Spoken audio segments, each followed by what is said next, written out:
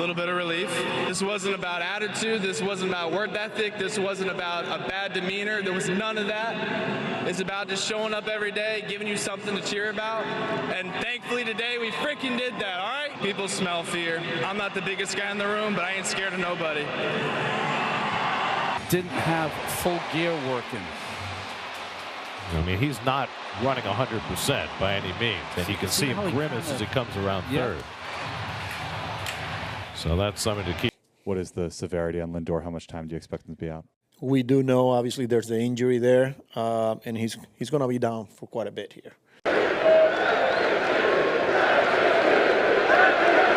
What just happened to the Mets? We finally won a game. Juan Soto was back. The losing streak is over, and then boom, Francisco Lindor goes to the IL. I'm not even kidding. You can't make this up. And as a Mets fan, this is the most Mets thing ever. But here's the real question. Is this a turning point of the season, or is this just another false hope moment? Because I'm going to be real with you. There might still be a path, and it all starts with Juan Soto. Let's start here. 12 straight losses. 12. That's not a slump. That's a disaster. That's a season killer. That's the type of stretch where your season is done. And somehow, the Mets finally break it. 3-2 win, close game, tense game, and the guy who ends it, Luke Weaver. Let's talk about it. Luke Weaver gets the final out, and then he grabs the mic, and you can feel it. You can feel the frustration. You can feel the relief. You can feel everything this team just went through. He said this wasn't about attitude. This wasn't about work ethic. That matters because fans start questioning everything during a losing streak. Effort, energy, leadership. But he shuts that down. Then he says something that fires me up. I ain't scared of nobody. That right there, that's the mentality this team needs. Because during that losing streak, they looked scared. They looked tight. It looked like they were waiting to lose. But that moment, that's different. That's confidence. That's edge. That's a team saying, we're still here. Now let's talk about the biggest thing. Juan Soto is back.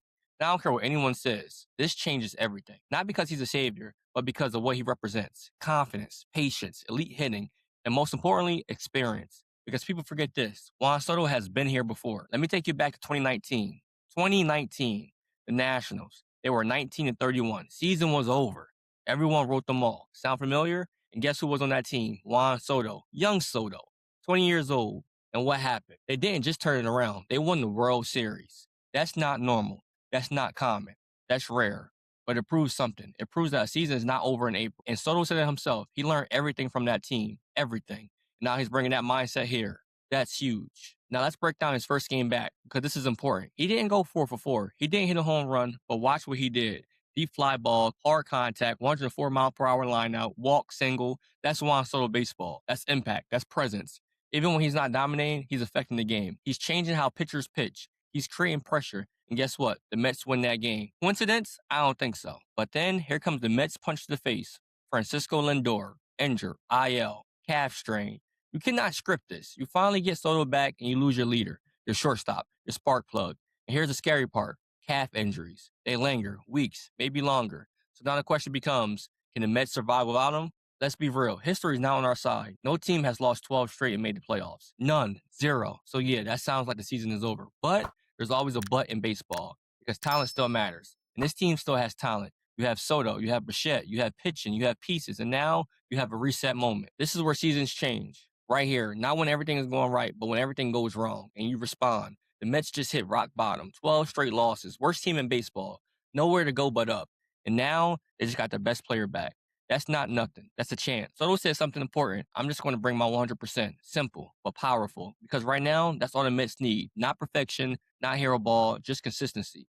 At-bats, pressure, execution. And if Soto does that, this lineup changes immediately. Now, let me talk as a Mets fan because I know what you're thinking. We've seen this before. We heard this before. They'll blow it again. And honestly, that's fair. Trust is broken. This team has to earn it back, one game at a time. But I'll say this. This feels different. Not because of stats, but because of timing. The Mets season is not over. It's hanging by a thread, but it's not over. Juan Soto coming back, that's step 1. And in a losing streak, that's step 2. Now comes the hardest part, sustaining it. Because if they don't, this season is done.